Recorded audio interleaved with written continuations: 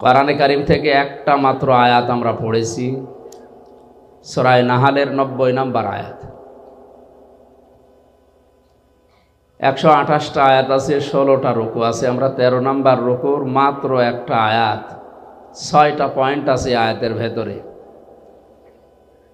পৃথিবীতে জমার নামাজ আমরা মুসলমানেরা যেখানে পড়ি, জমার দিন দ্বিতীয় খুতবার শেষের দিকে এই আয়াতটা ইমাম সাহেব আমাদের শোনায়। প্রত্যেক জমায় 175 কোটি মুসলিম সারা দুনিয়ায় ছড়িয়ে আছে। জমার নামাজে দ্বিতীয় খুতবার শেষের দিকে এই আয়াতটা ইমাম সাহেব আমাদের শোনায় আরবিতে। আমাদের মাতৃভাষা হয়তো আরবি না, এজন্য বুঝি না। আমরা আজকে মাতৃভাষায় এর ব্যাখ্যা বিশ্লেষণ করে দেখব যে ইমাম সাহেব আসলে আমাদের কি বলতে চায়। কোরআন থেকে আলোচনা করার, তাফসির করার যে সমস্ত নিয়ম নীতিগুলো আমরা জানি, ফি জিলালিল কোরআনে সাইয়্যিদ কুতুব রহমতুল্লাহ আলাইহি 6টা শর্ত দিয়েছেন। কেউ যদি কোরআনের কোনো আয়াত থেকে তাফসির করে মানুষকে শোনায়, প্রথমে তার শুদ্ধ তেলাওয়াত করবে, মাতৃভাষায় অর্থ করবে, ঐতিহাসিক প্রেক্ষাপট তাদের সামনে বলবে। 4 নম্বরে ব্যাখ্যা বিশ্লেষণ যতটুকু আছে তার সমর্থে সে করবে। 5 নম্বরে ওখান থেকে মূল শিক্ষা নিয়ে যৌথভাবে সবাইকে উদ্যোগ নিয়ে এটা মানার চেষ্টা চালানো লাগবে। এ মাহফিলটার আয়োজন হয়তো ওই কারণেই এনারা করেছেন, নাকি? আমরা কোরআন যারা শুনতে এসেছি আর যারা বলতে আসলাম, তাদের কিছু দায়িত্ব আল্লাহ দিয়েছেন। আল্লাহ রাব্বুল আলামিন বলেন, ওয়ানজালনা ইলাইকা যিকরা লিতুবাজ্জিনা লিন-নাসি মা নুযিলা ইলাইহিম ওয়া লাআল্লাহুম ইয়াতাফাক্কারুন। সূরা নাহালের 44 নম্বর আয়াতের শেষের দিকে আছে, এই কোরআন, এই জিকির আমি আল্লাহ আপনার কাছে এই জন্যে নাজিল করেছি, স্পষ্ট ভাষায় মানুষের কাছে দলিল প্রমাণ দিয়ে আপনি উপস্থাপন করবেন। যারা শুনতে আসবে তাদেরও দায়িত্ব দিলাম, ওয়ালা আল্লাহুম ইয়াতাফাক্কারুন। ওই মানুষগুলো বাড়িতে যেয়ে যেন চিন্তা ভাবনা করে যে আসলে কি শুনলাম আর কি করা দরকার। তাহলে আমার দায়িত্ব সূরা নাহালের 90 নম্বর আয়াতের সঠিক ব্যাখ্যা বিশ্লেষণ সুন্দরভাবে উপস্থাপন করা, আর আপনাদের দায়িত্ব হচ্ছে এই কথাগুলো নিয়ে চিন্তা ভাবনা করে প্র্যাকটিক্যাল লাইফে কাজে লাগানো। এই কথা বলে না কেন? এটা যেহেতু দুনিয়ার কোনো সাধারণ বই না, কিতাব না, আল্লাহর পক্ষ থেকে আসা একমাত্র, শুধুমাত্র, কেবলমাত্র নির্ভেজাল একটা কিতাব। যালিকাল কিতাবু লা রাইবা ফিহি, এ শব্দটা পৃথিবীর কোনো বইয়ের আগে লেখা সম্ভব না, শুধু কোরআন বাদ দিয়ে। এই জন্যে এই কোরআন উপস্থাপন করার কিছু ধরন আল্লাহ শিখিয়েছেন। যেভাবে সেভাবে যেখান থেকে যা তা বললেই কোরআনে কারিমের হক আদায় হবে না। কিভাবে আপনি কোরআন উপস্থাপন করবেন মানুষের সামনে? 1500 বছর আগে মহান আল্লাহ সে ধরন আমাদেরকে, সেই পদ্ধতি শিখিয়েছেন। আলিফ লাম মিম সাদ কিতাবুন উনজিলা ইলাইকা ফালা ইয়াকুন ফি সাদরিকা হারাজুম মিনহু লিতুনযিরা বিহি ওয়া যিকরা লিল মুমিনিন।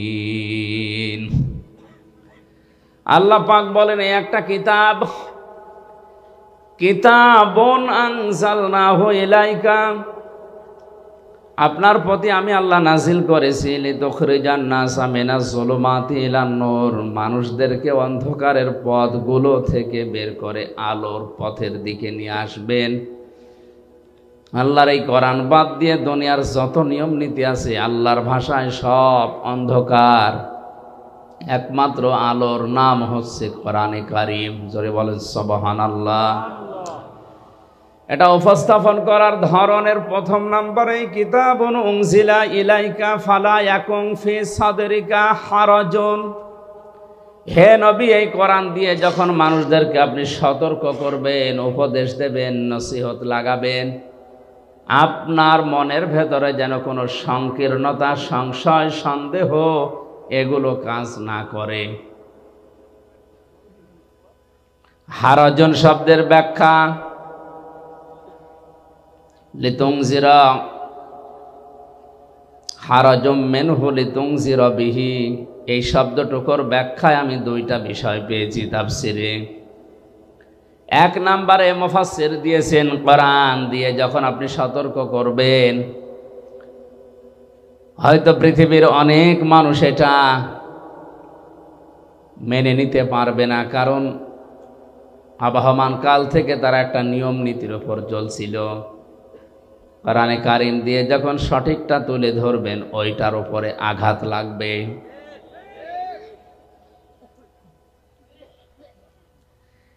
আঘাত লাগার কারণে সেই মানুষগুলো বিরোধিতা করবে।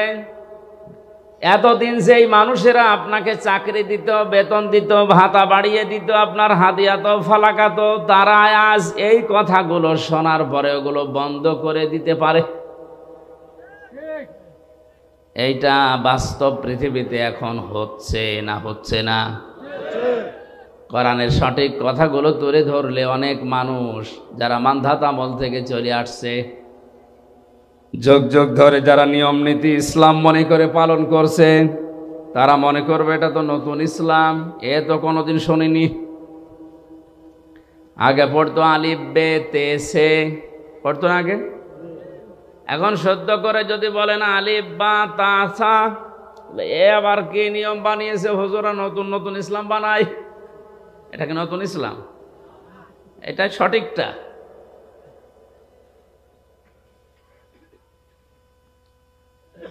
দ্বিতীয় নম্বরে আপনি যে ব্যাখ্যা, বিশ্লেষণ, তাফসীর উপস্থাপন করবেন মানুষের সামনে, হয়তো অনেকেই না বোঝার কারণে বিরোধিতা করতে পারে। এই ধরনের মানুষ কম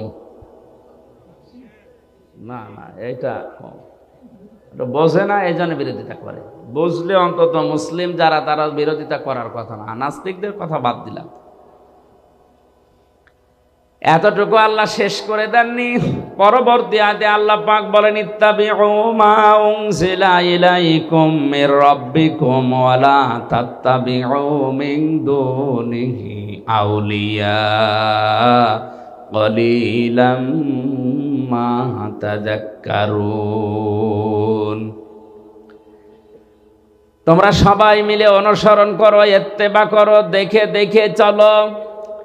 তাবউন শব্দের শাব্দিক অর্থ হচ্ছে অনুসরণ করা, অনুকরণ করা, দেখে দেখে চলা। তোমাদের প্রতি তোমাদের রবের পক্ষ থেকে যেটা নাজিল হয়েছে সেইটা দেখে দেখে তোমরা চলো। ঈদগাহবাসী আমরা সবাই জানি আমাদের রবের পক্ষ থেকে যেটা আমাদের ওপরে এসেছে তার নাম এক বাক্যে বলেন কি? বলেন বলেন। এতটুকু আল্লাহ শেষ করেননি। ওয়ালা তাত্তাবিউ, অনুসরণ করা যাবে না, ইত্তেবা করা যাবে না, মেনে চলা যাবে না, দেখে দেখে চলা যাবে না। মিন দুনিহি আউলিয়া, দুনিয়ার কোন ওলি, আল্লাহ ওলির বহু বচন আউলিয়া, কোন ওলির অনুসরণ দরকার নেই। এরকম বাংলা ব্যাখ্যা শোনার পরে মনে হচ্ছে আল্লাহ মনে হয় ওলিদের বিরুদ্ধে। কি আল্লাহ ওলিদের বিরুদ্ধে? অথচ কোরআনে সূরা ইউনূসের ভেতরে আছে ৬২ নম্বর আয়াতে, আলা ইন্না আউলিয়া আল্লাহি লা খাউফুন আলাইহিম ওয়ালা হুম ইয়াহজানুন। সাবধান, জেনে রাখো আমি আল্লাহর ওলি যারা, বন্ধু যারা, তাদের কোনো ভয়ও নেই, চিন্তাও নেই। জোরে বলেন আল্লাহু আকবার। আল্লাহু আকবার। এই আয়াতের সাথে আয়াতের মিলছে না। অথচ কোরআনে কারিমে আল্লাহ এমন কোন কথা দেয়নি যে একটার সাথে আর একটা কন্ট্রাডিকশন বাঁধবে, মিলবে না, এমন কোন কথা কোরআনে নেই। ওয়ালাউ কানা মিন ইনদি গায়রিল্লাহি লাওয়াজাদু ফীহি ইখতিলাফান কাসীরা। হে নবী, আপনি কোরআনে এমন কোনো কথা পাবেন না যে একটার সাথে আর একটা মেলে না। অথচ এই আয়াতে বললেন ওলিরা আমার বন্ধু, আর এই আয়াতে বলছেন তোমরা ওলিদেরকে অনুসরণ করবা না। কথাটা কেমন হয়ে যাচ্ছে? ব্যাখ্যায় তাফসিরে মুফাসসিরিন ইকরাম লিখেছেন আল্লাহ পাক ওলিদের অনুসরণ করতে এখানে সব ওলির কথা, আউলিয়া যেহেতু বহু বচন, কোন ওলির অনুসরণ দরকার নেই। এই জন্যে বলেছেন আল্লাহ যেহেতু ভবিষ্যৎ জানে না, জানে না? বলেন বলেন বলেন। আল্লাহ পাক খুব ভালোভাবে জানেন ভবিষ্যতে এমন বান্দা দুনিয়াতে আসবে, ওরা আমি আল্লাহর চাইতে ওদের আব্বাকে বড় মনে করবে। আজ যেটা বাংলাদেশে সব চাইতে বেশি, আল্লাহর আলোচনা শোনাবেন না, আব্বার কথা বলেন খুব খুশি, সে যে আব্বা যে ধরনের হোক। অনেকে আল্লাহর চাইতে আব্বাকে বাবাকে বড় মনে করবে, এই জন্য আল্লাহ আগে সতর্ক করার জন্য নিষেধ করলেন। কালিলাম মা তাযাক্কারুন। আফসোস, আল্লাহর এই আলোচনা থেকে উপদেশ গ্রহণ করবে খুব কম মানুষ। আমরা যেন ওই কম মানুষের ভেতরেও থাকতে পারি। সরি বলেন আমিন। সূরা নাহলের এই 90 নম্বর আয়াতে আল্লাহ পাক 6টা বিষয় আলোচনা করেছেন, 3টা আদেশ আর 3টা নিষেধ। আল্লাহর আদেশ মানাও ফরজ, নিষেধ মানাও ফরজ। বলেন না কেন? ফরজ। 6টা ফরজ এই আয়াতে আছে। একটা একটা করে ব্যাখ্যা করে যতটুকু আমাদের মেধায় আছে এখান থেকে নিয়ে আমাদের বাস্তব জীবনে আমরা মিলিয়ে দেখব আসলে আমরা এই আয়াতটা প্রতি জুমার দিন যেটা আরবিতে শুনি ওটা আমাদের জীবনে মিলছে কিনা। আল্লাহ পাক বলেন ইন্নাল্লাহা ইয়া'মুরু বিল আদলি ওয়াল ইহসানি ওয়া ইতাইযিল কুরবা। অবশ্যই আমি আল্লাহ নির্দেশ করছি বিল আদলি, দুনিয়াতে তোমরা ন্যায় বিচার করবা। কি বিচার? ন্যায় বিচার। দ্বিতীয় নম্বর হল ইহসান, ভালো ব্যবহার করবা। ওয়া ইতাইযিল কুরবা, নিকট আত্মীয়দের খোঁজ খবর রাখবা। এই 3টা কাজ যদিও আমরা মুআমালাত মুআশারাত ইসলামের একটা অন্যতম বিধান, সাধারণ জিনিস মনে করি, আর কি মানুষের সাথে হাসি মুখে কথা বলা এটাও যে ইবাদত অনেকে জানেই না। আকুলু লিন-নাসি হুসনা, মানুষের সাথে কথা বললে ভালো ভালো কথা বলো। যদি কেউ হাসি দিয়ে কথা বলা শুরু করে সালাম দিয়ে, তাহলে তার সাদগা দেওয়ার সওয়াব হয়। অথচ মুখ গোমরা করে থাকে, কথায় বলতে চায় না, আর কথা বললে গালি দেয় না। গালি এলাকায় নেই। এতদিন পর্যন্ত অনেকেই জানতাম মুনাফিকদের আচরণ বা আলামত 3টা। আয়াতুল মুনাফিক সালাসা, মুনাফিকের আচরণ চিহ্ন 3টা জানতাম আমি, হাদিসে 4টা পর্যন্ত পেয়েছি। কথা বললেই মিথ্যা কথা বলে, ওয়াদা করলে খেলাফ করে, আমানত রাখলে খেয়ানত করে। 4 নম্বরে মুনাফিকের যার মাঝে রোগ আছে, তাদের ভেতরে যারা ঝগড়া হলেই গালি দেয়। সুতরাং যারা ঝগড়া হলে আগে গালি দেন, মন মেজাজ খারাপ হয়ে গেলে আগে গালি দিয়ে শুরু করেন, বুঝতে হবে মুনাফিকের জার তার ভেতরে আছে। আল্লাহ আমাদেরকে যেন বাঁচিয়ে দেন। জোরে বলেন আমিন। আমিন। 3টা আদেশ করার পরে আল্লাহ পাক বলেন 3টা নিষেধ আমি তোমাদেরকে করলাম। ওয়ায়ানহা আনিল ফাহশাই ওয়াল মুনকারি ওয়াল বাগ। 1 নম্বরে তোমাদের নিষেধ করা হচ্ছে তোমরা ফাহিশা কাজ করবে না, মুনকার মন্দ কাজে জড়াবে না, আল বাগি সীমা লঙ্ঘন করবে না। আল্লাহ পাক বলেন এই 3টা আদেশ 3টা নিষেধ করার পরে ইয়াইযুকুম লাআল্লাকুম তাযাক্কারুন, এই ওয়াজগুলো আমি আল্লাহ নিজে তোমাদের করলাম। এ ওয়াজ কার? বলেন বলেন। ওয়াজ আমির হামজা করে না, ওয়াজ সরাসরি করছে আল্লাহ নিজে, আমি অ্যাডভার্টাইজ করছি শুধু। সুতরাং বাংলাদেশে যারা ওয়াজ বিরোধী, যারা তাফসির বিরোধী, ওরা সরাসরি আল্লাহ বিরোধী।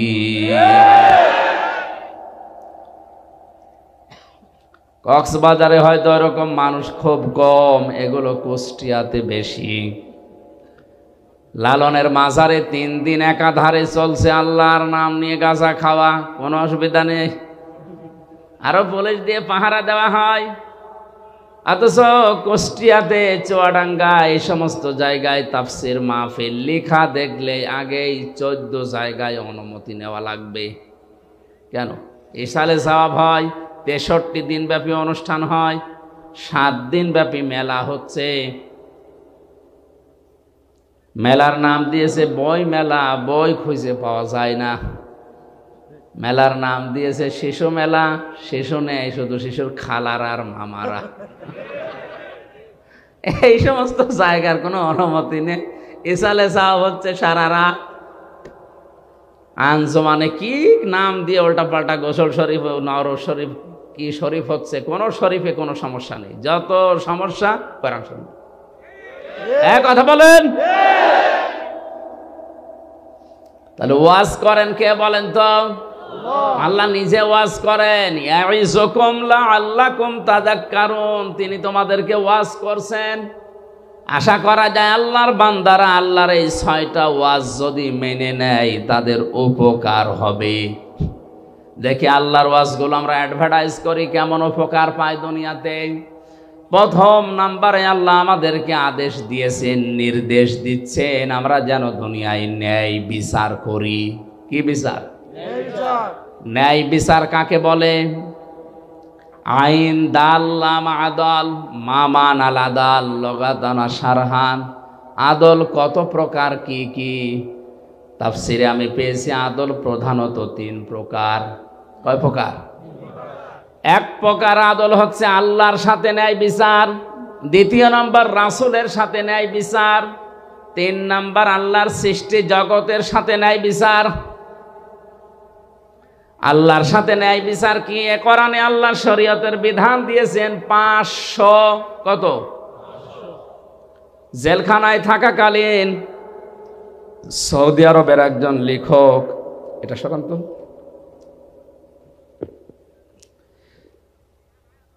ওনার আরবিতে লেখা, বাংলায় ভাষান্তর করা জনাব নূর হোসেন মজিদ নামে এক ভদ্রলোক করেছে বাংলায়। ওখানে আল্লাহর অঙ্গীকার আল কোরআনে 500। আমি বইটা প্রায় 8-9 বার এই 3 বছরে পড়েছি, আমার প্রায় মুখস্থই হয়ে গেছে। আমি দেখেছি ওখানে আল্লাহর 500 আয়াত আছে কোরআনের শরীয়তের বিধান, যেটা আল্লাহর অঙ্গীকার। এগুলো যদি কোনো মানুষ বাস্তবে মেনে নেয়, সে যেন আল্লাহর সাথে ন্যায় বিচার করলো। তার ভেতরে আজকের আয়াতে আছে 6টা। কয়টা? না, এটা কি ডিস্টার্ব করে বারবার, এই জন্য এগুলো লাগাতে নিষেধ করি।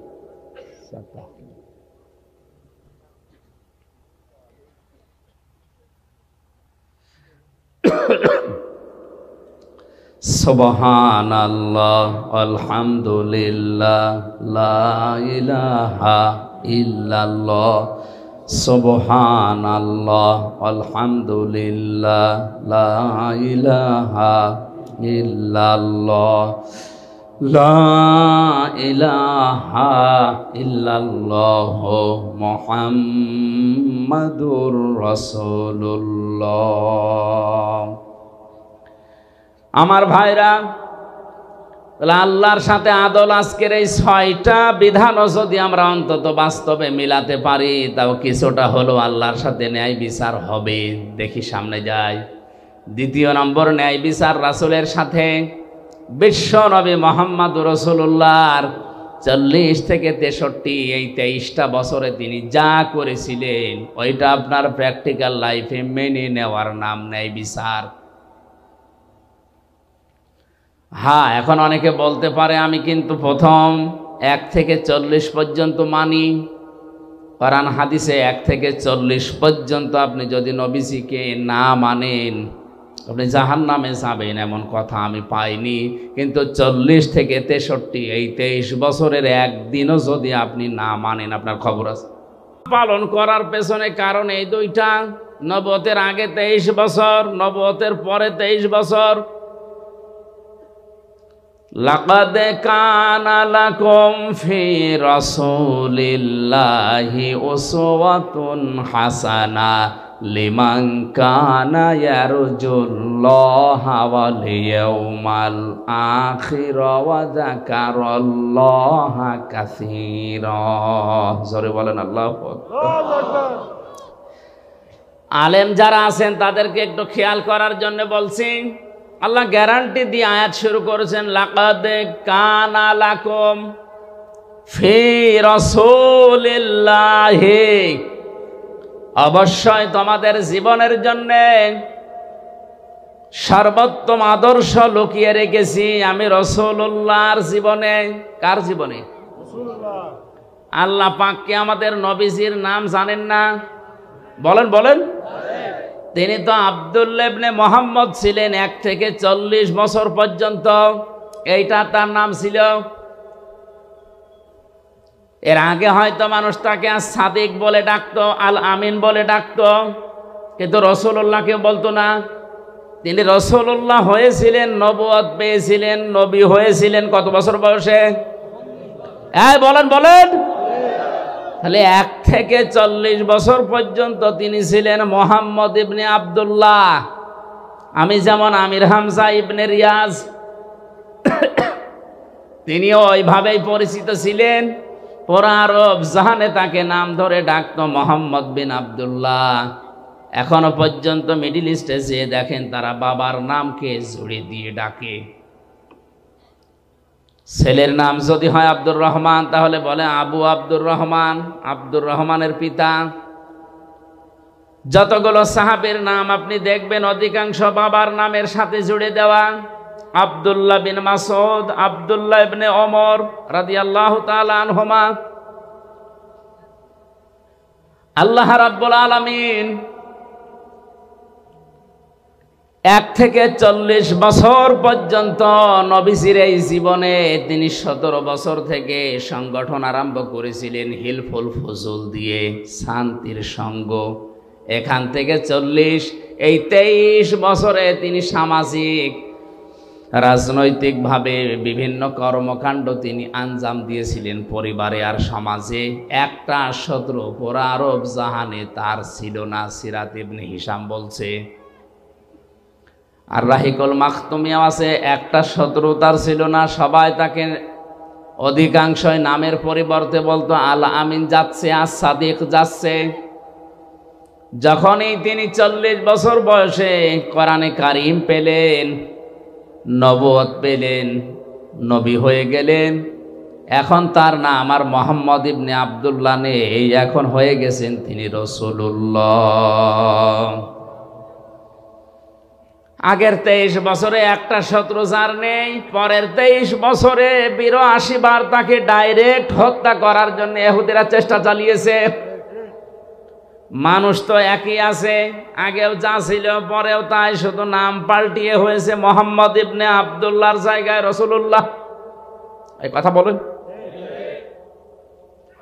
আজ আমরা বাংলাদেশ সহ বিশ্বে যারা মুহাম্মদ ইবনে আব্দুল্লাহর কাজগুলো করছে তাদের শত্রু হবে না, হওয়া সম্ভব না। কিন্তু যারা রাসূলুল্লাহর কাজ আরম্ভ করবে তাকে যদি 82 বার টার্গেট করা হয়, অন্তত আপনাকে 8 বাদ দিয়ে যদি 2 থাকে 2 বারও টার্গেট হবে। এখানে উল্টা বসে আমরাও তো নবীওয়ালা কাজ করি, আমার তো কিছু হয় না। না, ওটা আপনার নবীওয়ালা কাজ না, ওটা মুহাম্মদ ইবনে আব্দুল্লাহর কাজ। নবীওয়ালা কাজ আরম্ভ হয়েছে নবী হওয়ার পরে। কত বছর বয়সে? বলেন বলেন। রাসূলুল্লাহর সাথে তাহলে ন্যায় বিচার যদি করতে হয়, এই 40 থেকে 63 এই 23 বছর অক্ষরে অক্ষরে আপনাকে মানা লাগবে, তাহলে ন্যায় বিচার হবে। তিন নম্বরে ন্যায় বিচার সৃষ্টি জগতের সাথে, তার মানে সর্বোত্তম সৃষ্টি যারা মানুষ। লাকাদ খালাকনাল ইনসানা ফি আহসানি তাকওয়িম। পৃথিবীতে যত সৃষ্টি আমি বানিয়েছি সবচাইতে উত্তম এবং সুন্দরভাবে বানিয়েছি আমি মানুষকে। মানুষ আল্লাহর সবচাইতে সর্বোত্তম সৃষ্টি, সবচাইতে দামি সৃষ্টি। ওয়ালাকাদ কাররামনা বানি আদম, বনি আদমকে আমি সম্মান দিয়েছি। পৃথিবীতে ন্যায় বিচার করা লাগবে আল্লাহর এই মানুষের উপরে, অথচ এই ন্যায় বিচারটা এখন দিন দিন উঠে যাচ্ছে। জোর যার মুল্লুক তার, জোর যার মুল্লুক তার, ক্ষমতা যার রায় তার, ক্ষমতা যার রায় তার। এই কারণে আমি 3 বছর ভেতরে, এটা যদি না হতো তাহলে এতদিন আমারে বেকার এই ছোট্ট ঠনকো মামলা নিয়ে 3 বছর থাকা লাগতো না। ক্ষমতা যার, বলেন বলেন, রায় তার, ক্ষমতা যার রায় তার। এইটা ছিল মিশরের বাদশা আজিজ মেসরের জামানায়। হযরতে ইউসুফ নবীকে বাজার থেকে কিনে তার স্ত্রীর কাছে একজন দিয়ে গেল, স্ত্রীকে উপহার দিল। আস্তে আস্তে তিনি যৌবন পেলেন। হযরতে ইউসুফ নবী আলাইহিস সালাম যখন বড় হতে লাগলেন, জুলাইখা নামে, আমি ঘটনা বলার উদ্দেশ্য না, আমার এখান থেকে শিক্ষা বের করা একটা উদ্দেশ্য, খুব খেয়াল করেন। আল্লাহ রাব্বুল আলামিন বলেন, আকালাল্লাযী ইশতারাহু মিন মিসর লিমারাআতিহি আকরিমি মাসওয়াহু আসা আইয়ানফা'না আও নাত্তাখিযাহু ওয়ালাদা। এর সার কথা হচ্ছে, এই মহিলা তার স্বামীকে বলেছে, এই ছোট্ট সন্তানটাকে হয় আমরা নিজের সন্তান হিসাবে গ্রহণ করি, অথবা এই সন্তান আমাদের অনেক উপকারে লাগবে। আল্লাহ পাক বলেন, এভাবে করে আমি ইউসুফকে প্রতিষ্ঠিত করলাম তার বাড়িতে। অথচ তার ভাইরা যখন তাকে বিক্রি করে দিচ্ছিল, সে সময় প্রায় 3টা কথা তার নামে তহমত লাগিয়েছিল। 1 নম্বরে বলেছে, আমাদের এটা গোলাম, বাড়ি থেকে চুরি করে পালিয়ে যায়, এই জন্য আমরা বিক্রি করে দিচ্ছি। 2 নম্বরে বলেছিল, এই গোলামের চরিত্র ভালো না। 3 নম্বরে বলেছিল, এই গোলাম আমাদের অনেক কিছু চুরি করে পালাচ্ছিল। ইউসুফ নবীর চরিত্রের বিরুদ্ধে যে 3টা কথা তার ভাইরা বলেছিল, একটাও সত্য। অথচ হযরতে ইউসুফ ওই সময় ছোট মানুষ, 12 বছর বয়স, কিচ্ছু বলেন নাই, খালি শুনছিলেন আমার ভাইরা বলছে কি। আজও পৃথিবীতে অনেক জায়গায় এমন আছে, আমাদের বিরুদ্ধে যে কথাগুলো বলা হয়, শুধু শোনা ছাড়া প্রতিবাদ করার কোনো জায়গাও আমাদের নেই। বাস্তবের দিকে তাকান, ধরে নিয়ে যাচ্ছে পুলিশ, মামলার আয়ু পুলিশ, ম্যাজিস্ট্রেট ওদের, বিচারক ওদের, জজ ওদের।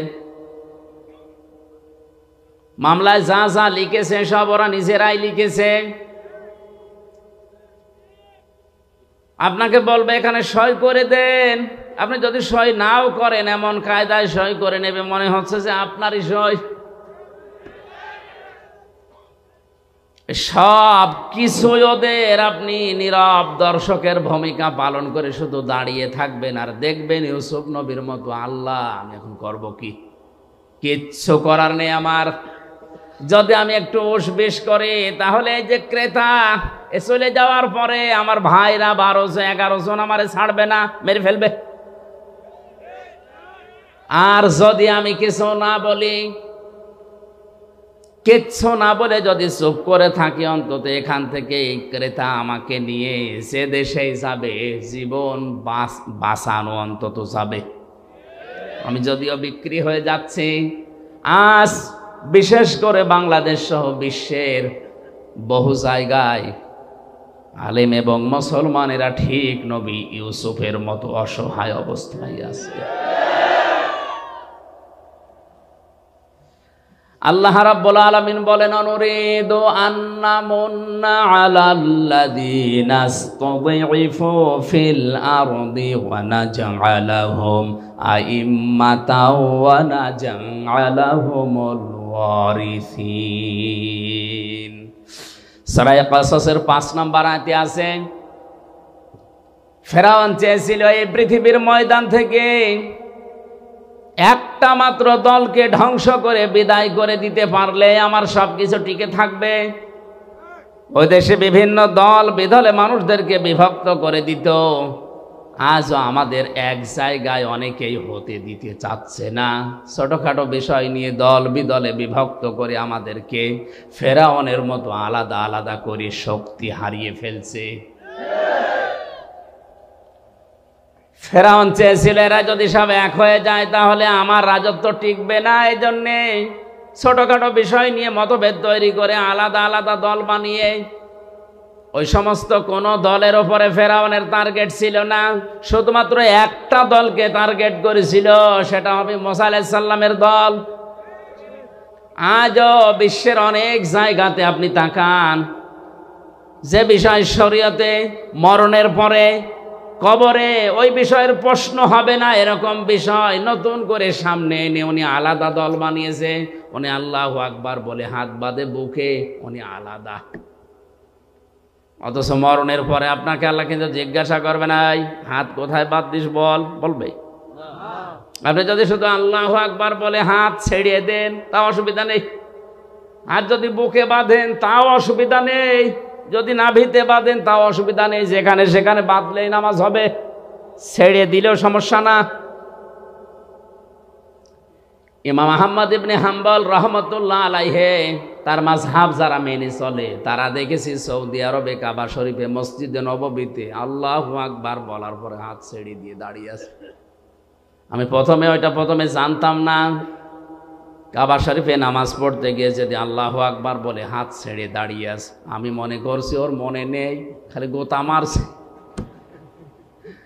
ওটা আমার ভাষা বলছে না। নামাজ শেষ পর্যন্ত ছেড়ে দিয়েছে, কালো আফ্রিকায় বাড়ি, আমার দিকে তাকিয়ে বলছে কি, মানে ওর ভাষা দিয়ে যে কি আপনি গোতা দেন কেন? আচ্ছা এই নিয়ম তো অন্তত আমাদের দেশে আমি পাইনি। অন্তত হাত আপনি বুকে বাঁধেন নাই, নাভিতে বাঁধেন, হচ্ছে ছেড়ে দিয়ে দাঁড়িয়ে আছেন, এটা তো আমি জানতাম না আগে। পরবর্তীতে আমার সাথে যারা ছিল তারা বলছিল যে এরা এই মাযহাব মেনে চলে, অসুবিধা নেই। আমার ভাইরা, আপনি মিলান এ বিষয়টা নিয়ে কবরে আপনাকে প্রশ্ন করা হবে না, এটা আপনার সিলেবাসেও নেই। সিলেবাসে যে 5টা বিষয় আছে আমি সামনে আসব, ওর ভেতরে এইটাও অন্তত নেই। অথচ আমিন জোরে বলবেন না আস্তে বলবেন, এই নিয়ে একদল আলাদা হয়ে মসজিদ পর্যন্ত আলাদা বানিয়েছে।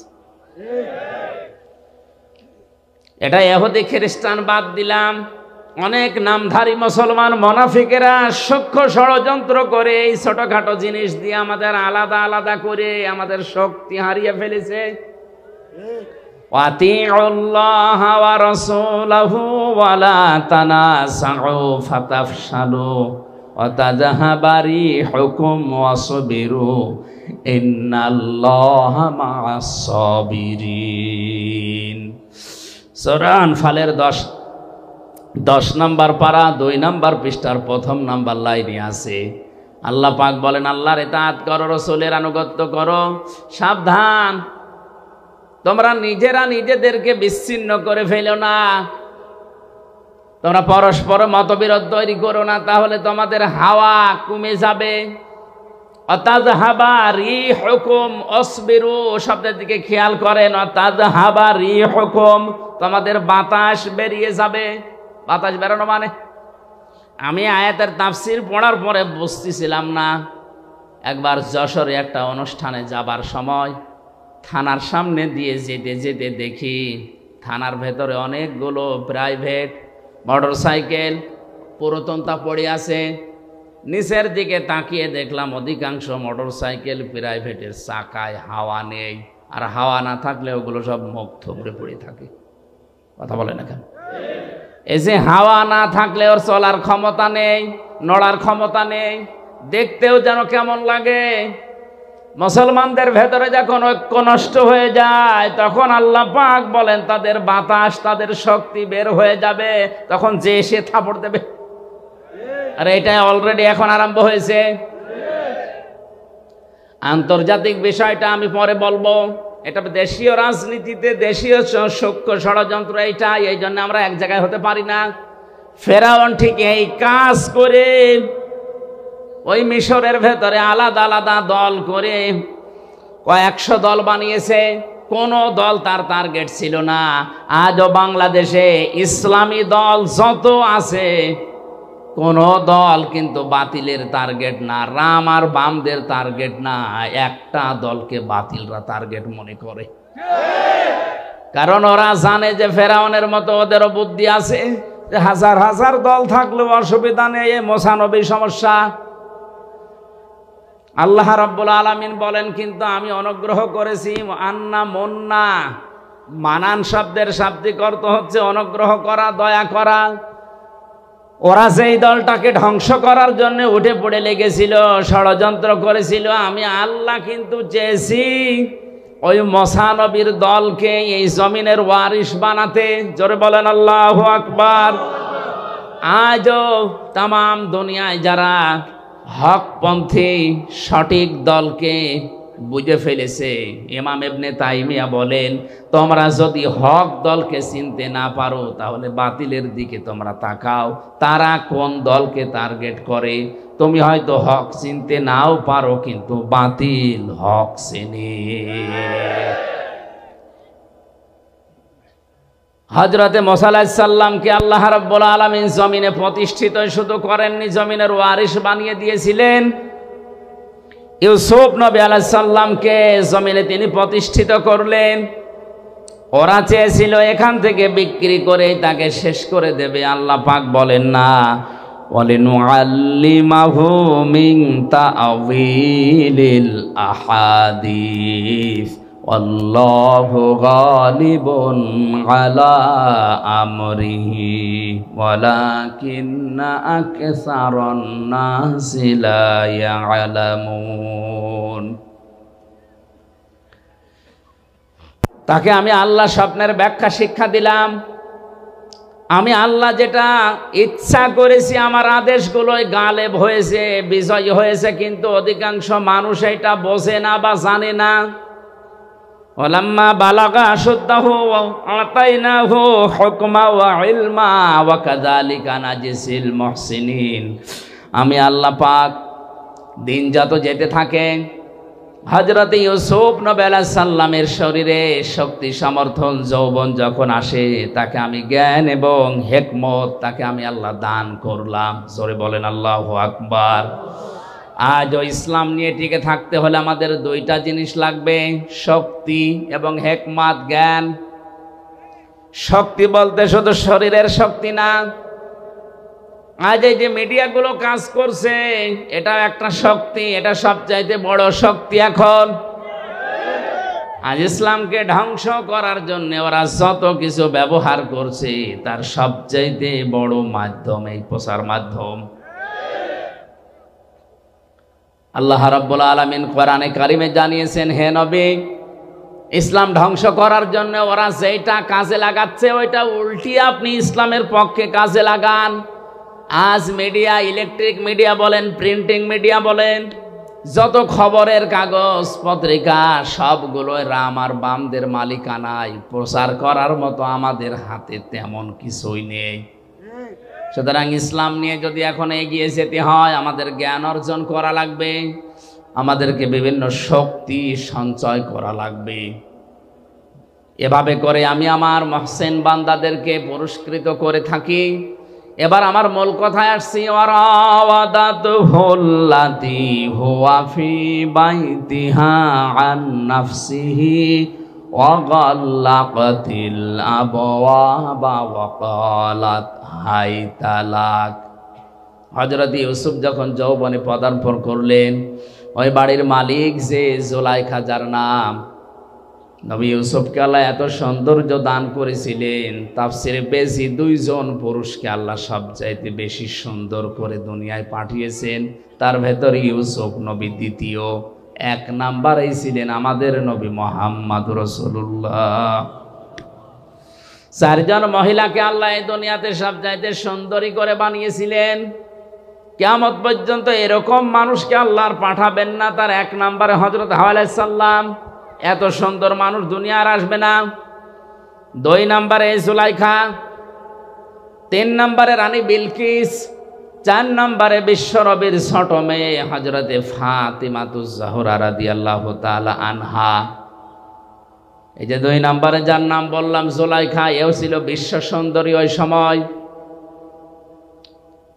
এই মহিলা একটা একটা করে দরজা সবগুলো বন্ধ করে দিয়ে একেবারে উপরে ইউসুফ নবীকে একান্তে ডাক দিয়ে বলে, আসেন। হযরত ইউসুফ নবী আলাইহিস সালাম যেখানে ছিলেন পরিবেশ তার কন্ট্রোলে ছিল, কারণ 7টা দরজায় বন্ধ। কয়টা? আমি ঘটনা বলবো, এই জন্য আয়াত পড়িনি, আমি একটা শিক্ষা দিতে চাই। ইউসুফ নবী যেখানে ছিলেন সব তার পক্ষে ছিল, এমনকি কাজের যে মহিলাটা, জুলাইখার যে কাজের মেয়ে লোকটা, যে বাদী, যে দাসী, যে কাজ করে দিত, সেই মহিলাও এই কাজের পক্ষে, অসুবিধা নেই। মহিলা ডাক দিচ্ছে, ওয়াকালাত হাই তালাক, আসেন আমার দিকে। হযরত ইউসুফ আলাইহিস সালাম বললেন, ইন্নী আখাফুল্লাহ, আমি আল্লাহকে ভয় পাই। ক্বালা মাআদাল্লাহি ইন্নাহু রাব্বি আহসানা মাসওয়ায়া ইন্নাহু লা ইফলিহুজ জালিমুন। একটু খেয়াল করেন, হযরত ইউসুফ নবী বললেন, আমি আল্লাহর সাহায্য চাই। জুলাইখা ডাক দিয়ে বলছে, আল্লাহর সাহায্য তো আমিও চাই।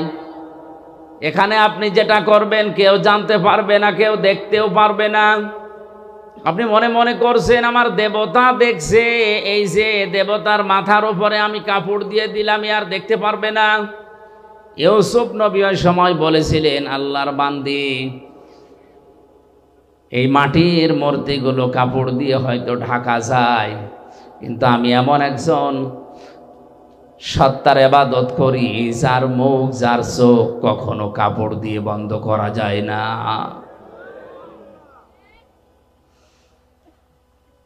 হযরত ইউসুফ আল্লাহর সাহায্য চেয়েছিলেন। এত বড় কঠিন যৌবনে পরীক্ষা চলছে, যেটা একটা যুবক মানুষের জন্য এই জায়গা থেকে বেঁচে থাকা কতটা কঠিন, যাদের যৌবন আছে তারা জানে।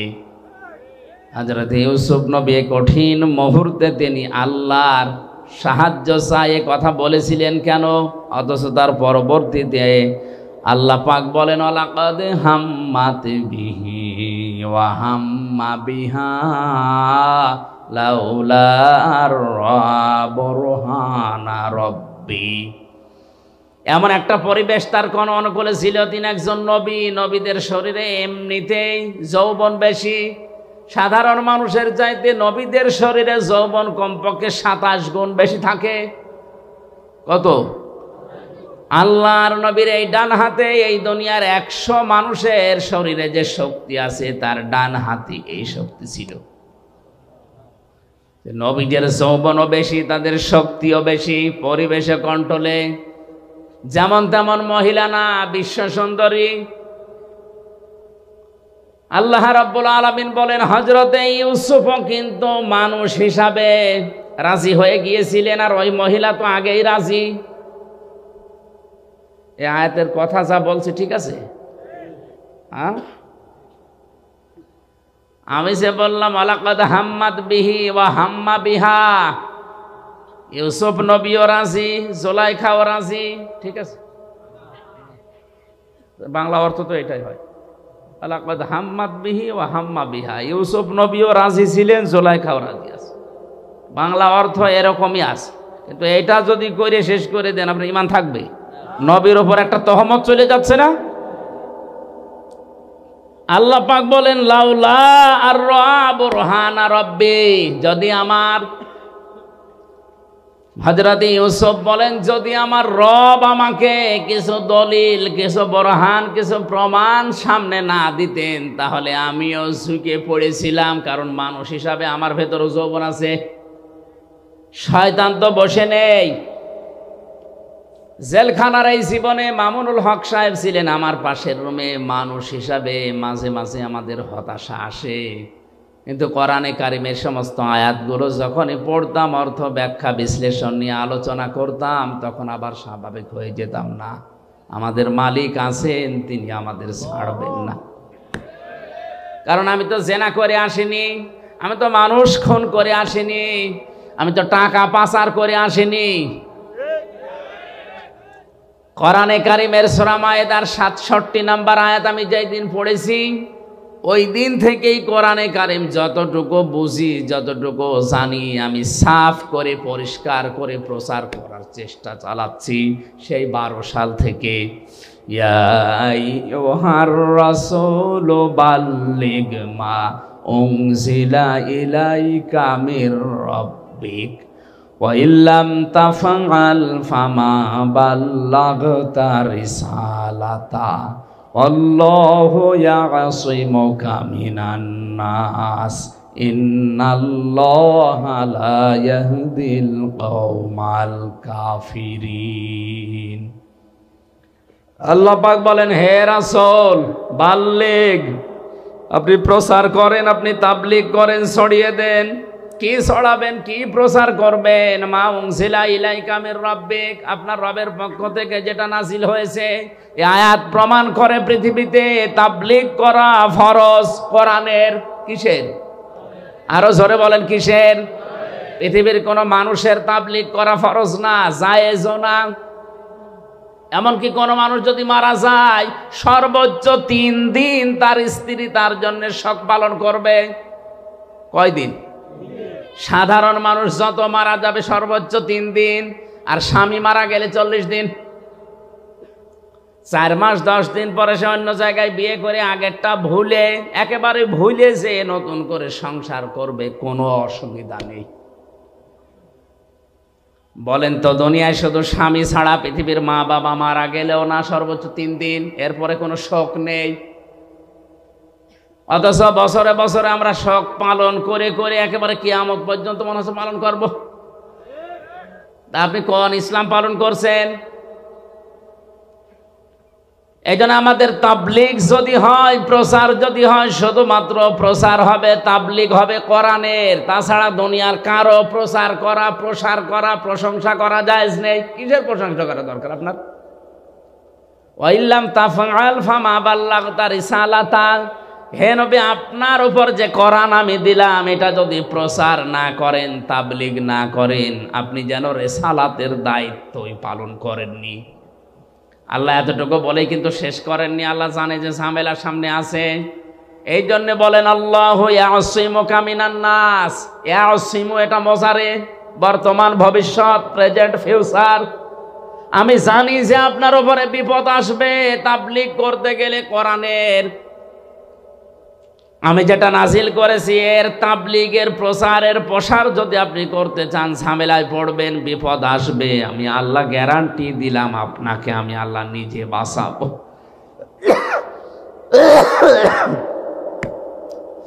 শুধু বাঁচিয়েছেন দুনিয়ায়, ওই 82 বার তাকে ডাইরেক্ট হত্যা করতেছিল, এই জায়গায় তা না। মরণের পরে ইহুদিরা তার লাশ চুরি করতে চেয়েছে, আল্লাহ তাও বাঁচিয়েছেন। কথা বলেন ঠিক কিনা?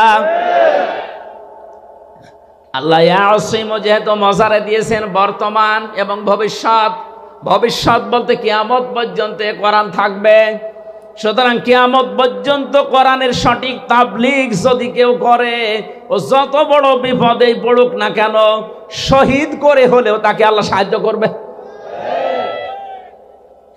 অনেকেই মনে করে যে জেলখানায় গিয়ে শহীদ হয়ে গেলে ওর জীবন শেষ হয়ে গেল, মারা গেল না। ওয়ালিয়ালামাল্লাহুল্লাযীনা আমানু ওয়া ইয়াত্তাখিযা মিনকুম শুহাদা ওয়াল্লাহু লা ইউহিব্বুজ জালিমিন। সূরা আলে ইমরানের ভেতরে 140 নম্বর আয়াতে আছে, আল্লাহ পাক বলেন, যার জীবন যৌবন আমার পছন্দ হয়, যার প্র্যাকটিক্যাল লাইফ আমার কাছে ভালো লাগে, ওকে সাধারণভাবে মরণ দেয় না, ওদেরকে আমি আল্লাহ শাহাদতের মরণ দিয়ে ধন্য করি। এই লোকটা যদি এখন মারা যায়, ইমান নিয়েও যদি মরে কবরে দিয়ে দেবেন, কবরে উনি ঘুমিয়ে পড়বে, এতটুকুই শেষ, আর কিছু নেই। কিন্তু যদি শহীদ হয়ে মরতে পারে, কবরে যাবার পরে আমার আল্লাহ নিজে ওনাকে খাওয়াবে। আরো আসতে বলেন। 50 বছর কোরআনের দাওয়াত দিয়ে যদি ইমান নিয়ে শুধুমাত্র বাড়িতে বসে বসে মরেছে, তো মরণের পরে কবরে ঘুমিয়ে থাকতো কিয়ামত পর্যন্ত, এই শেষ। কিন্তু আল্লাহ এটা চাইনি, আল্লাহ তার জীবন ওদেরকে খাবার খাওয়ায়। সুতরাং আজ ফিলিস্তিনের এই মুসলমানেরা সহ বিশ্বের যত জায়গায় আজ মুসলমানদেরকে শহীদ করা হচ্ছে, মারা হচ্ছে, হত্যা করা হচ্ছে, এই মানুষগুলোর জীবন ব্যর্থ না, এদের জীবন আল্লাহর কাছে পছন্দনীয়। এই জন্য শাহাদতের মরণ দিয়ে আল্লাহ তাদের ধন্য করছেন।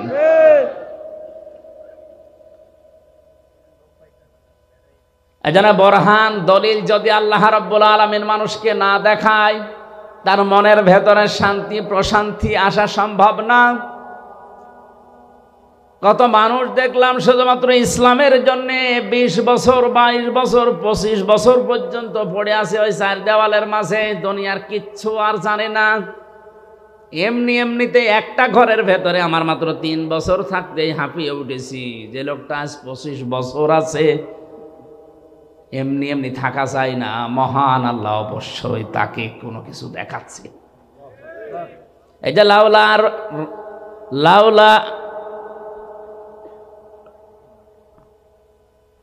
কোরআন শরীফ কি ভুল নাকি এই জায়গায়? লাউলা আর রা বুরহানা রব্বি, যদি তার রব তাকে কিছু দলিল আর প্রমাণ না দেখাতেন, তাহলে তিনিও কিন্তু যৌবনের তাড়নায় ঢুকে পড়েছিলেন। কি দেখিয়েছেন? তাফসিরে 3টা কথা আছে। 1 নম্বরে হযরতে ইয়াকুব আলাইহিস সালামকে আল্লাহ ওই ঘরের ভেতরে হাজির করে দিলেন। মনে হচ্ছে ইয়াকুব নবী তার ছেলেকে ডাক দিয়ে বলছে, বাবা ইউসুফ, তুমি কিন্তু জিনা করতে পারো না। 2 নম্বরে হযরতে জিবরাইল ফেরেশতা একটা কাগজ নিয়ে এসেছে। কাগজের উপরে লেখা ছিল, আমি আল্লাহ বলছি ইউসুফ তুমি কিন্তু জিনা করতে পারো না। এই সমস্ত নিদর্শনগুলো যখন তিনি দেখলেন, তিনি তখন বললেন, ক্বালা মাআযাল্লাহ, আমি আল্লাহর সাহায্য চাই। কার? বলেন এতটুকুই বলেননি তিনি, ইন্নাহু রব্বি, নিশ্চয় আমার রব, আহসানা মাসওয়ায়া, আমাকে উত্তম ভাবে লালন পালন করছে। এখানে রব বলতে 2টা অর্থ আমি পেয়েছি। হযরত ইউসুফ একদিকে হয়তো আমার আল্লাহকে বুঝিয়েছিলেন, 2 নম্বর মিশরের বাদশা আজিজে মিশরকে বুঝিয়েছিলেন। ইউসুফ নবী জুলাইখাকে ডাক দিয়ে বলেছে, জুলাইখা, তোমার যে স্বামী, আমার যে অভিভাবক, গার্ডিয়ান, গাইডলাইন যিনি দেন, আমাকে লালন পালন যিনি বাড়িতে রেখে করেন, তিনিও এক অর্থে আমার রব।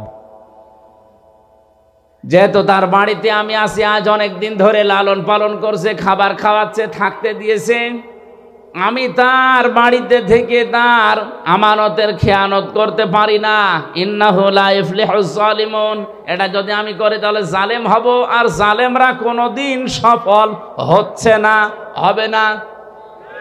ইউসুফ নবী ইন্নাহু লা ইফলিহুজ জালিম বলতে পারতেন যে আমি জালেম, আমি সফল হব না। তিনি জালিমুন বহু বচন দিয়েছেন।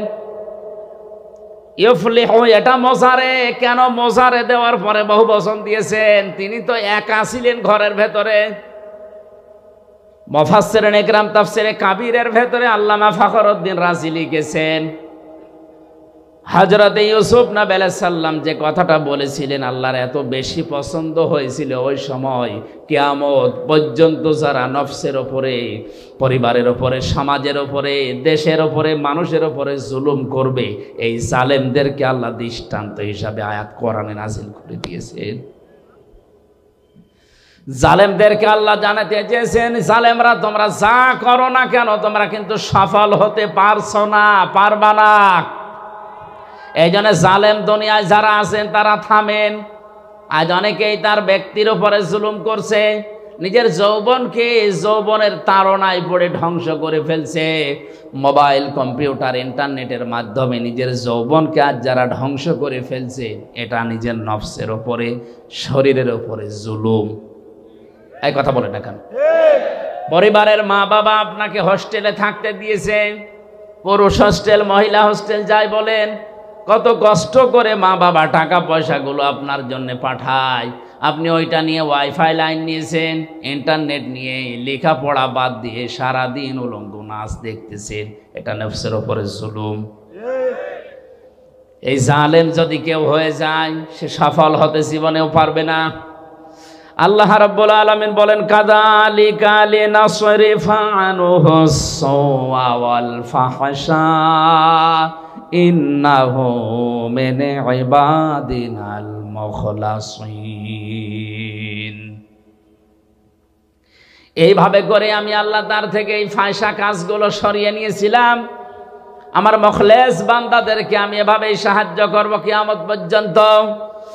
আস্তাবাকাল বাবা ওয়া কদ্দাত কমিসাহু মিন দুবুরি ওয়াল ফায়া সাজ্জিদাহা আলাদাল বাব ক্বালাত মা জাযাউ মান আরাদা বিআহলিকা সুওয়ান ইল্লা আইয়ুসজানা আও আযাবুন আলীম।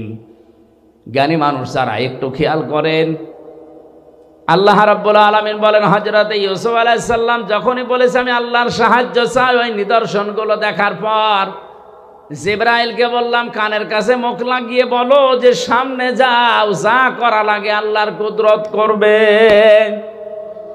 হযরত ইউসুফ নবী আলাইহিস সালাম শুধু সামনের দিকে গিয়েছেন।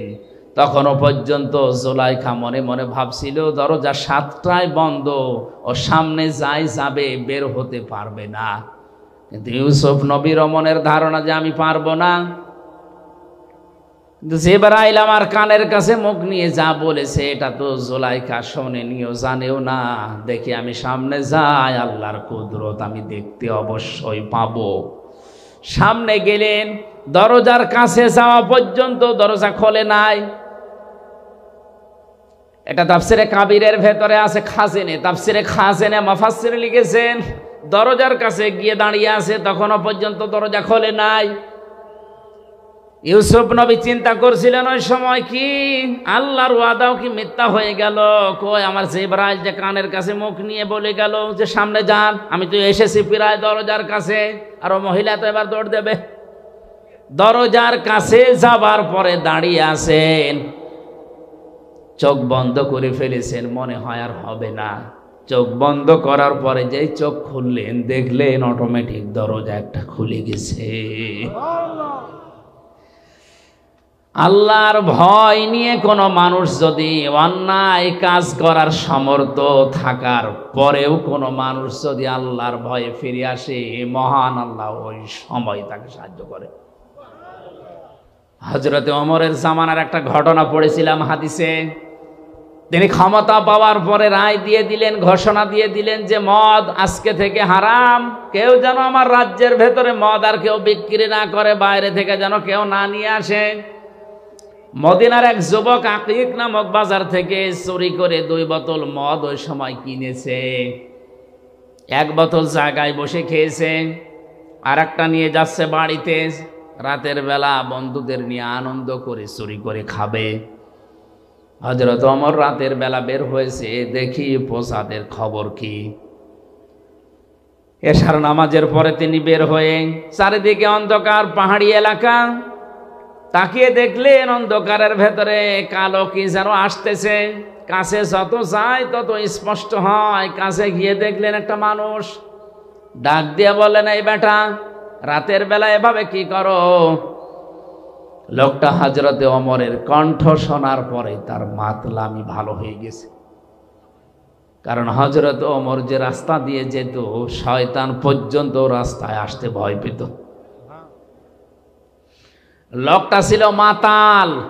হযরত ওমরের কণ্ঠ যাই শুনেছে, এই বেটা, রাতের বেলা কি করো? ওর মাতলামি গেছে ভালো হয়ে। ডাক দিয়ে বলে, খলিফা, আমার বোনের বাড়ি যাচ্ছি। বোনের বাড়ি যাবে, তো হাতে কি? এই যে চাদর মোড়া দিয়া, এর নিচে মোটা মোটা লাগে কি এটা? এ ফুলে আছে। ও মনের অশান্তি মুখ দিয়ে বের হয়ে গেছে, এটা দুধের বোতল মা দিয়েছে, বোনের বাড়িতে নিয়ে যাচ্ছি। হযরত ওমর সঙ্গে সঙ্গে বললেন, দেখি তোর দুধের বোতল দেখা কেমন। লোকটা চিন্তা করছে, মিথ্যা কথা তো বলেই ফেলেছি, এক বোতল খেয়েছিলাম আর এক বোতল নিয়ে যাচ্ছিলাম। এই কঠিন মুহূর্তে যদি চাদরটা তুলে এই বোতলটা হাতে দেই, দেওয়ার সঙ্গে সঙ্গে এই মিথ্যা বলার অপরাধ আমরা মেরে ফেলবে। এখনো পর্যন্ত ওর বিশ্বাস হয়নি আমার চাদরের নিচে কি আছে, ও তো জানে মদ।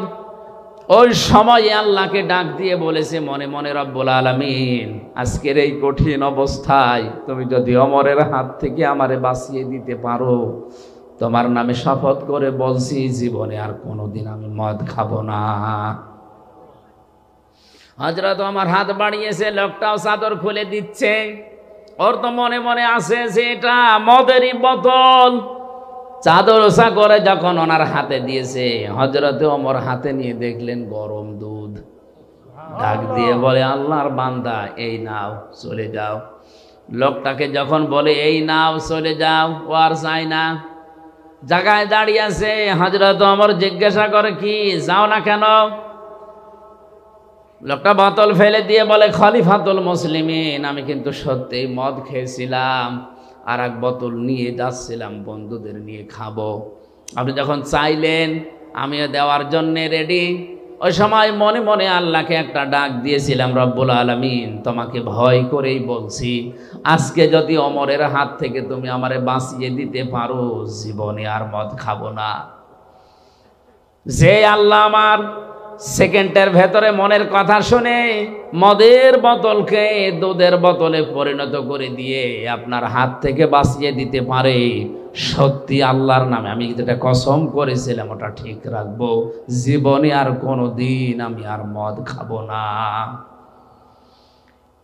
এজন্য মন থেকে ভয় করে যদি কোনো মানুষ সঠিক সিদ্ধান্ত নিয়ে ফিরে আসতে পারে অন্যায় কাজ থেকে, ওই সময় থেকে আল্লাহ তাকে সাহায্য করবেন। হযরত ইউসুফ নবী ঠিক এই মুহূর্তে দরজার সামনে দাঁড়িয়ে চোখ বন্ধ করে উনি মনে করছিলেন, কই জিবরাইল যেটা বললো মেলে না। চোখ খুলে দেখে মিলে গেছে। সামনের দিকে এগিয়ে যাচ্ছিলেন। জুলাইখা চিন্তা করছে, কই ধরা গেল না। পেছন দিক থেকে জামা টেনে ধরেছিলেন। হযরত ইউসুফ নবীর শরীরের শক্তি ছিল না। বলেন বলেন, কয়জনের নাম বললাম? 27 জন যুবকের শরীরের শক্তি ছিল কমপক্ষে এক একজন নবীদের শরীরের ভেতরে। একটা মহিলা টান দিয়েছে পেছন দিক থেকে। তিনি এমন জোরে হ্যাঁচকা টান দিয়ে সামনের দিকে এগিয়েছে, 7টা দরজায় তো খুলতে আরম্ভ করেছে। মহিলার হাতেও শক্তি কম ছিল না, কারণ সেও তো রাজার স্ত্রী। ভালো ভালো খাওয়ার শরীর, জামা ছিঁড়ে গেছে, তারপরও ধরতে পারে নাই। একেবারে শেষ দরজায় যাবার পরে দেখে বাদশাহ দাঁড়িয়ে আছে আজিজ মেসের। ডাকতে বলে, ইউসুফ এ কি অবস্থা? ইউসুফ নবী কথা বলতে যাবে তার আগেই জুলাইখা ডাক দিয়ে বলে, বাদশাহ আপনি বাড়িতে নেই, এই সুযোগে আপনার এই গোলাম আপনার স্ত্রীর বেডরুম পর্যন্ত এসে দেখেন কি অবস্থা করেছে। হযরত ইউসুফ নবী বললেন, না, এ দোষ আমার না, আপনার স্ত্রীর দোষ।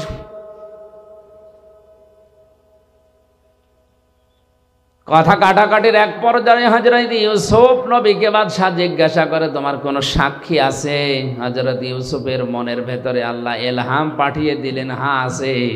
ওই যে আপনার শালীর কোলের ওপরে যে দুধের বাচ্চা কাঁদতেছে, ওইটাই আমার সাক্ষী। দুধের বাচ্চাটাকে সামনে নিয়ে আসলেন। কোরআনে কারিম বর্ণনা দিচ্ছে, জুলাইখার সঙ্গে সঙ্গে ডাক দিয়েছে, বাদশাহ হে আমার স্বামী, এর কথা আমি শুনতে চাই না। যদি আপনি আমাকে রাখতে চান, আপনার ভাত যদি আমি খেতে চাই, তাহলে এই লোকটাকে হয় জেলখানায় দেওয়া লাগবে, না শাস্তি দেওয়া লাগবে।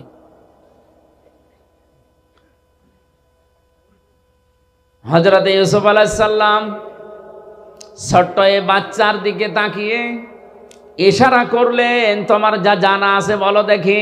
বাচ্চা ওর কি জানা আছে? আল্লাহ রাব্বুল আলামিন বলেন, ইউসুফ আলাইহিস সালামের কথা শোনার পরেই কিন্তু বাচ্চা কথা বলেনি। চুপ করে যখন ছিল, বাদশা ইউসুফ নবীর দিকে চোখ মোটা করেও তাকিয়েছিল। আল্লাহ রাব্বুল আলামিন নবীজির এই কঠিন মুহূর্তে যৌবনের এত বড় তাড়নায় যিনি পরীক্ষা দিয়ে পাশ করেছেন, তাকে ফেলে দেবেন না, এই কারণে এই বাচ্চার মুখ দিয়ে আল্লাহ কথা বের করে দিলেন। বাচ্চা ডাক দিয়ে বলে, বাদশাহ, এই পুরুষের জামার সামনের দিকে যদি ছেঁড়া থাকে তাহলে এই পুরুষের দোষ, যদি এই পুরুষের পেছনের দিকে ছেঁড়া থাকে জামা তাহলে আপনার স্ত্রীর দোষ। তখনও পর্যন্ত জুলাইখার হাতে ইউসুফ নবীর জামার পেছনের সাইড ছেঁড়া, হাতে নাতে প্রমাণ। কিন্তু ক্ষমতা যেন কার হাতে? কি শোনেন আপনারা? বাদশার হাতে। জোরে বলেন, কার হাতে? হাতে নাতে প্রমাণ। ক্ষমতা যেন কার হাতে? বাদশাহ রায় দিতে চাচ্ছিলেন ইউসুফ নবীর পক্ষে, কিন্তু যেই বলেছে বাদশাহ আমি কিন্তু আপনার ভাত খাবো না, এই কথা শোনার পরে গেছে উল্টিয়ে। হযরত ইউসুফ নবী আলাইহিস সালামের বিরুদ্ধে বাদশাহ রায় দিয়ে দিল, আমি বাড়িতে না থাকার সুযোগে আমার স্ত্রীর বেডরুম পর্যন্ত গিয়ে তাকে নষ্ট করার পায়তারা করেছে, এই জন্য ইউসুফকে আমি 10 বছর জেল দিয়ে দিলাম। কয় বছর? হযরত ইউসুফ আলাইহিস সালামকে 10 বছর জেলের ঘোষণা দেওয়ার সঙ্গে সঙ্গে তার শরীরের যে সাধারণ পোশাক ছিল ওইটা খুলে ফেলা হলো। জেলখানার কয়েদিদের পোশাকটাকে পরানো হচ্ছে, জেলখানার কয়েদিদের যে ডান্ডা বেড়ি তারে দেওয়া হচ্ছে, মাজায় শিকল দিয়ে জেলখানার কয়েদিদের যে টুপি তার মাথায় দিয়ে টানতে টানতে নিয়ে যাচ্ছে। হযরত ইউসুফ নবী আলাইহিস সালাম ওই সময় আকাশের দিকে তাকিয়ে বলেছিলেন, রব্বুল আলামিন, তুমি তো জানো আমি জিনা করিনি, তুমি তো জানো আমি ধর্ষক না, আমি মানুষের বাড়ি ঘরে আগুন লাগাইনি। এরপরেও বিনা কারণে ক্ষমতা যার রায় তার, ক্ষমতা যার রায় তার, এ কারণে আমার 10 বছর জেল দিয়ে দিল। আমার কোনো দুঃখ নেই, এদের এই অবৈধ কাজে সাড়া দেওয়ার চাইতে জেলখানার জীবন আমার কাছে উত্তম। জোরে বলেন আল্লাহু আকবার।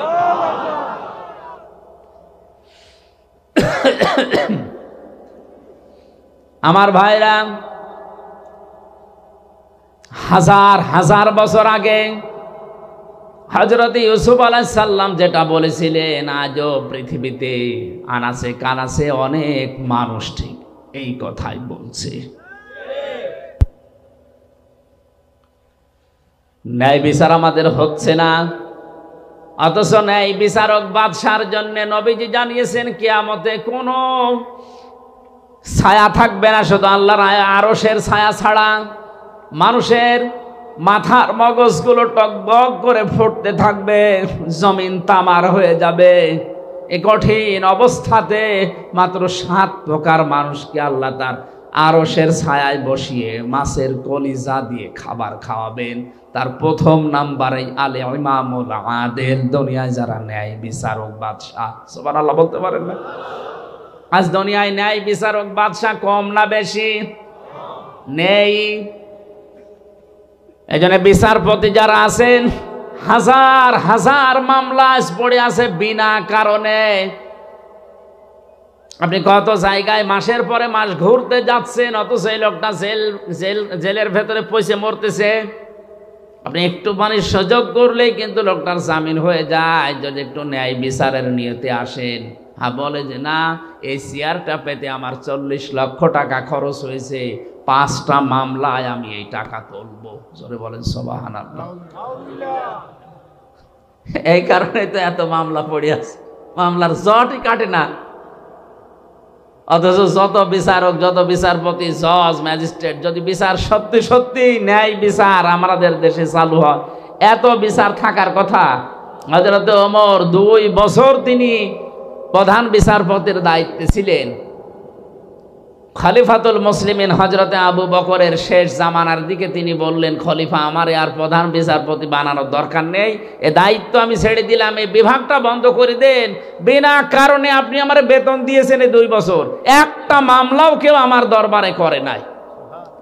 এই 2 বছরের ভেতরে আদালতে একটা মামলাও আমার কাছে কেউ করে নাই। কোন কারণে আপনি আমার প্রধান বিচারপতি বানিয়ে রেখেছেন? হযরতে আবু বকর ডাক দিয়ে বলেন, খলিফা আমার 2টা বছরের ভেতরে তোমার কাছে একটা বিচারও আসে নাই, কেন তুমি কি বলতে পারো? হযরত ওমর বলেছিলেন, খলিফা যেই দেশ চলে কোরআন দিয়ে, যেই দেশের মানুষগুলো একে অন্যের কল্যাণ কামনা করে, এই দেশে বিচার দেওয়ার জন্য কে আসবে? সুতরাং হযরতে ওমরের জামানায় খলিফাতুল মুসলিমিন হযরতে আবু বকরের এই 2 বছরে তিনি যেটা দেখিয়েছেন, আজও বাংলাদেশে বিচার ব্যবস্থাতে মামলার জট যদি করাতে হয়, কোরআনের আইন সংসদে কায়েম করা লাগবে। এটা রাজনীতি না আসল নীতি? এ নীতির পক্ষে আছেন কারা দেখি? লিল্লাহি তাকবীর।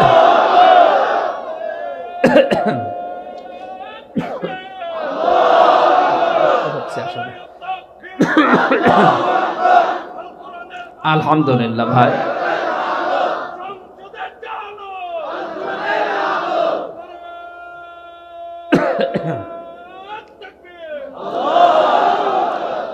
এই জন্য ন্যায় বিচার এটা প্রতিষ্ঠিত যদি হয়, সবাই আমরা বাঁচতে পারবো। থাক সম্মানিত ভাইরা, এক একটা পয়েন্টের ভেতরে হাজার হাজার কথা লুকিয়ে আছে। আমার শরীরের যে অবস্থা, যা গলার যে অবস্থা, কথা একটু জোরে বললেই কাশি হচ্ছে। আর একটা অনুষ্ঠান ছিল মাগরিবের পরে, ওইটা করতে গিয়ে আরো ঝামেলায় পড়ে গেছি। 3 বছর একাধারে কি খেয়েছি আমি জানি আর আল্লাহ জানে। কারণ এমন অবস্থায় আমাদেরকে রেখেছিল, আপনারা অনেকে শুনেছেন, ফাঁসির কন্ডেম সেলের ভেতরে খাবার দাবারের যে অবস্থা, ভেতরের কল কবজা আর সেরকম নেই, খালে উপরে খোসা পড়ে আছে। এটা স্বাভাবিক হতে কিছুদিন সময় লাগবে, আস্তে আস্তে সুস্থ হই, সামনে আবার আসবো ইনশাল্লাহ, কথা বলবো নাকি? যে গরু দিয়ে মানুষ চাষ করে খাবে, গরুই যদি মরে যায় তো কি চাষ করবেন? আমি অন্তত বেঁচে থাকি নাকি মরে যাব? আমার বুকেও ব্যথা করছে, কণ্ঠের অবস্থাও দেখছেন ভালো না, আর সফর হয়ে গেছে অনেকক্ষণ, অনেক বেশি। আমি খুব সামারাইজ করে এই 6টা পয়েন্ট শেষ করে দিচ্ছি। আল ইহসান, আল্লাহ বলেন ভালো ব্যবহার করবা। ভালো ব্যবহার 7 প্রকার মানুষের সাথে করার আদেশ আছে আল্লাহ। 1 নম্বরে মানুষ ভালো ব্যবহার করবে তার মা বাবার সাথে। কার সাথে? 2 নম্বরে তার স্ত্রীর সাথে, 3 নম্বরে তার সন্তানাদির সাথে, 4 নম্বরে তার পরিবারস্থ লোকদের সাথে, এরপরে আছে প্রতিবেশীর সাথে, এরপরে আরেকটু দূরে, এরপরে জনগণের সাথে, এরপরে পৃথিবীর সাথে। 3 নম্বরে আল্লাহ বলেন ইতাইদিল কুরবা, নিকট আত্মীয় স্বজনের খোঁজ খবর রাখবা। দুনিয়া আপনি যাদেরই খবর রাখেন, সবচাইতে বেশি খোঁজ রাখা লাগবে রক্তের সম্পর্ক যাদের সাথে আছে তাদের। অথচ আজ এই কাজটা, এই নির্দেশটা আমরা অনেকেই আমাদের সামাজিক জীবনে মানতে পারছি না। ধর্ম বোন পাতিয়েছে, প্রতি বছরে 5 বার করে যায়। নিজের আপন বোন, রক্তের সম্পর্ক বছরেও 1 বার যায় না, এমন মানুষ দুনিয়ায় নেই। ওয়ানহানিল ফাহশাই ওয়াল মুনকারি ওয়াল বাগয়, আল্লাহ বলেন আমি নিষেধ করলাম কোনো অশ্লীল কাজে জড়াবে না। প্রকাশ্য পাপের চাইতে গোপন পাপ আল্লাহর কাছে ঘৃণিত। সুতরাং মোবাইল দিয়ে, কম্পিউটার দিয়ে, ইন্টারনেটের মাধ্যমে আজ যারা গোপন পাপে লিপ্ত হয়েছেন, আল্লাহর নির্দেশ এখান থেকে সরে আসেন। সাইফুল্লাহ ভাই, আল্লাযীনা ইত্তাখাযু দীনাহুম লাহওয়া ওয়া লাগওয়া ওয়া লাইবা আয়াতের ব্যাখ্যা করে সময় পাননি। আপনারা সূরা আরাফের 151-52 নাম্বার আয়াতগুলো একটু দেখে নেবেন। এরপরে মনকার অন্যায় কোনো কাজে আমরা জড়াবো না। দুধে পানি দেওয়া এটা ভালো কাজ না অন্যায় কাজ? এরকম যত রকমের ধোঁকাবাজি আছে ব্যবসা বাণিজ্যে, এগুলো থেকে বিরত থাকা লাগবে। আল বাগী, আল্লাহর সীমা লঙ্ঘন করা যাবে না। যে যে সীমানা আছে ওখানে গিয়ে থেমে যাওয়া লাগবে। আল্লাহ বলেন এই ওয়াজগুলো আমি আল্লাহ করলাম, যদি মেনে নাও তোমাদের উপকার হবে। আল্লাহ আমাদেরকে এই 6টা ওয়াজ বাস্তব জীবনে মেনে চলার তৌফিক দিন। আমিন। বারাকাল্লাহু লানা ওয়া লাকুম ফিল কুরআনিল আযীম। আল্লাহুম্মা আমিন। রব্বানা যালামনা আনফুসানা ওয়া ইল্লাম তাগফির লানা ওয়া তারহামনা লানাকুনান্না মিনাল খাসিরিন। মোনাজাতটা বসে করেন, মোনাজাতটা বসে করেন। রব্বানা লা তুযিগ কুলুবানা বা'দা ইয হাদাইতানা ওয়া হাব লানা মিন লাদুনকা রাহমাতান ইন্নাকা আনতাল ওয়াহ্হাব। রব্বুল আলামিন কক্সবাজার জেলার ঈদগাহ থানার অন্তর্গত ঘনাপাড়া ও দক্ষিণ মাইজপাড়ার উদ্যোগে এ তাফসীর মাহফিলে রাত 12টা প্রায় বেজে গেল। গভীর রজনীতে আমরা হাত তুলেছি, আমাদেরকে তুমি নিজ গুণে ক্ষমা করে দাও। আমার অসুস্থ শরীরে ভাঙ্গা ভাঙ্গা কণ্ঠে যে কথাগুলোই বলেছি আল্লাহ, এগুলো আমাকে সব প্রত্যেককে আমলে পরিণত করার তৌফিক দাও। সওয়াব যদি বিশাল মাহফিলে দিয়ে থাকো, বিশ্ব নবীর রওজায় পৌঁছিয়ে দাও। তামাম দুনিয়ার মাটির নিচে যারা ঘুমিয়ে আছে আল্লাহ, এদেরকে তুমি নিজ গুণে মাফ করে দাও রব্বুল আলামিন।